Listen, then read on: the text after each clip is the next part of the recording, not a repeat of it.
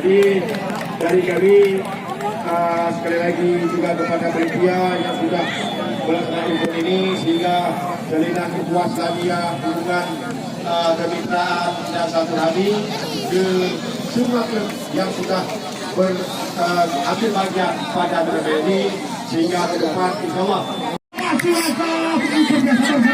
Dia kembali lagi pada waktu meluncur di formasi di pertahanan.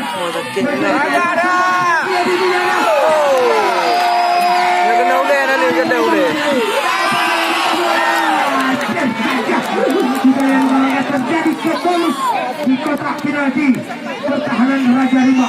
Namun sekarang sudah bola masih meluncur ke sebelah kiri penjaga gawang Peleo. 3, 2, 1. Pegang saja pada Robi. Hendra Yani yang dituju. Masih Hendra Yani. Kembali lagi pada Peleo.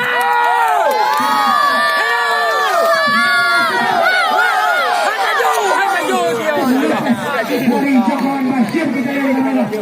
Namun masih dapat diantisipasi oleh penjaga gawang Bashir dari Metro Sport. Sekarang giliran Allah.